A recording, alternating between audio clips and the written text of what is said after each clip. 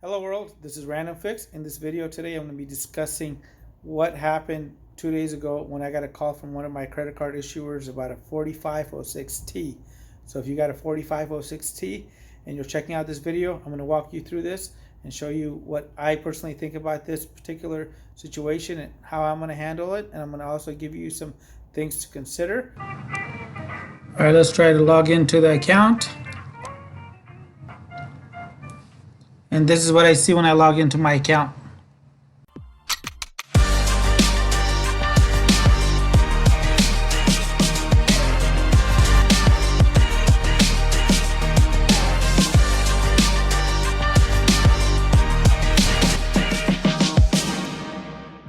Hello world, welcome to Random Fix. In this video today, we're going to be discussing what happens when you get a 4506T.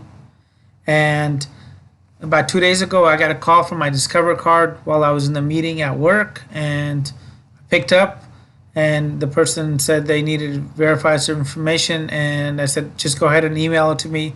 And what happened later was I got this email, and here's the email, and it comes over from Equifax, and it's a verification services requests your signature on an IRS consent form 4506T. Now, I happen to know what a 4506T is very well, and so I just got a little alarmed when I saw this email, and I'm going to let you guys read this for yourself.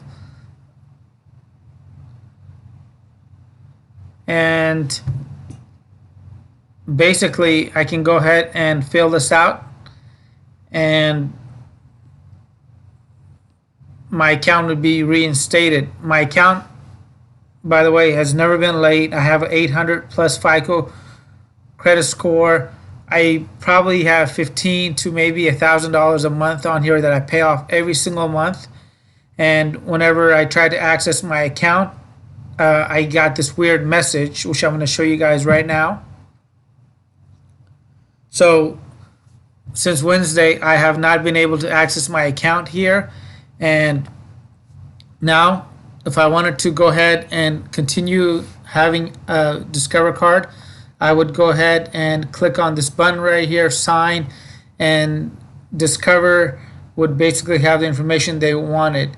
However, I don't think this really stops just here, because in 2020 there's been a lot of changes in the credit market.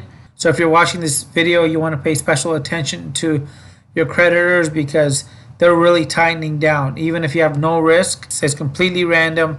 However, 20 plus years of having credit, I've never received one of these, and I happen to be in real estate, and so I know a 4506T is basically a transcript request for your taxes, and I don't think Discover card really needs that on here, because depending on your occupation, some people have a lot of write-offs, and I don't know how they're going to read it. However, for this $10,000 credit limit, I really didn't need to go through this. So I'm going to show with you guys what I did and some things that you guys should keep in mind when you get one of these requests. And maybe you don't want to just click this button right here and submit, because from what I've understood about privacy in the last 10 years is if you share something with one, you share it with all. And this cannot be more true of companies such as the one I'm going and circling right here, because whether it's Experian, TransUnion, or Equifax, these guys are going to share your information with everybody. And honestly, there's enough data breaches out there where I don't need one additional piece of information getting in the wrong hands and really turning my world upside down. So what I decided to do, based on what I understood, is I decided that I no longer want to be associated with Discover card, because I really don't need their lending. And honestly, I have the cash paid off every month. And I think what this pandemic has made me realize is I actually spend more money on credit cards than I need to if I was paying cash. And I might be better off financially if I didn't have such high credit limits. Towards the end of the year, went ahead and gotten rid of a lot of my credit cards. I wasn't expecting this, because this had a very small limit. It was under $15,000. When your account is going through the review process, you will not be able to make any purchases. You can't call regular customer service. You can't do any inquiries. You're literally locked out of your account. So you're not going to be able to get any of your statements. Another thing too is I received this notice 2 days ago, and I basically have until the 19th, which is in 3 days. So they gave me 5 days to complete this. And I really didn't think it was great what they did in the first place as far as what demands they're making here. However, that decision is up to you. If you guys do decide to go with it and submit your paperwork over to your Discover card, American Express, Chase, I know some of those companies do that as well. Please comment down below on why you did it, and I would love to hear that kind of feedback from you guys. And what I had to do a few minutes ago, guys, I called Discover, and I called the number that was on the back of the card, and basically they put me in touch with somebody at a special department, and I got on the phone and I told him I wanted to go ahead and cancel my card, and he told me basically if I close the account I would have to reapply, but I would rather close my account than have somebody close my account for me. And I worked in the credit industry for about 18 years. It's better to close your account than to have a creditor close it for you. So it's something to keep in mind. Nonetheless, my account is now closed, and at least I'm able to now access my account. So here's my account, and I paid my $15, and I am done with this. So a couple of last minute things that I did do is I downloaded some statements in case I needed them, and officially my account is closed.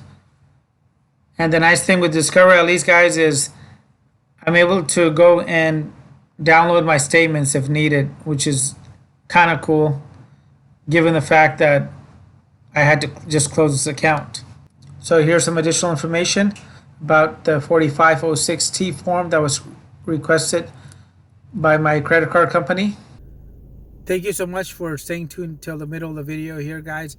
If you guys are finding this content helpful, make sure you guys hit that subscribe button and smash on that notification button as well.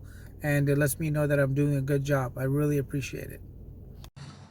Okay, so I wanted to leave you guys with some last minute pointers on ways to avoid the 4506T request. Discover is going to be the creditor that asks for this the most often. Then you got American Express, Citi, Barclays, and the list goes on. But these top two are the ones that normally ask for this between Discover and American Express. So the first one is going to be apply for only 2 credit cards every 6 months max. So if you got approved for a credit card and you did your homework and you got approved for another card and everything's looking good, do not get greedy and apply for that 3rd credit card, because that might actually trigger something like the 4506T. And never ask for a credit card increase. I never do this, guys. This could potentially really throw off some flags. You might get a hard or soft pull. So this is definitely a no-no. If you have a good credit standing credit score, they're going to increase your credit limit automatically without you having to ask. And the third one is going to be know your creditors. So every creditor has an internal limit on how many credit cards they will offer each member. So for Discover, it's 2 credit cards. You can't have more than 2 credit cards from what I understand for Discover. And the fourth one is going to be avoid unusual activities. And what I mean by this is if you're going to make a large purchase and you're going to go ahead and pay it off at the end of the month, maybe you don't want the points from that, or maybe split it between 2 credit cards. So that way you're not throwing off an unusual activities inquiry. So that's something to go ahead and pay special attention to.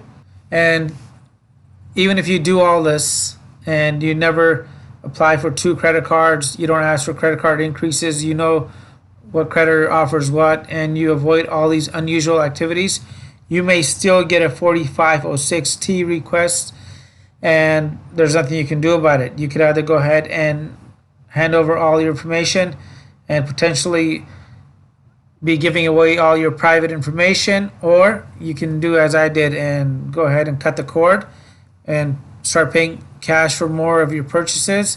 Because honestly, those points at the end of the year, when you look at them, you might get $200 or $300, $400 back. But I guarantee you, if you didn't have a credit card, you might spend $1,000, $2,000, $3,000 less. It's a proven fact. That's why credit card companies and merchants know this. Anybody with a credit card is more likely to spend more. They're going to be a little bit more generous. They're going to buy things that are not within their budget. So know that, and I really hope this information was helpful. All right, guys, there you guys go. Now, if you get a 4506 from your credit card company, you know a little bit more, and it's up to you if you decide to fill it out and go along with them, or you could do as I did and go ahead and cut that relationship off, because honestly, I pay off my credit card every single month, and why am I going through these extra steps just to have a credit limit that I have the cash for? Anyway, guys, thanks again. We'll see you on the next video, and I would love to hear some of your comments down below. And if you got one of these, please share it with everybody else so we can all better understand what's happening in the credit industry and what we should be concerned about. Have a great day.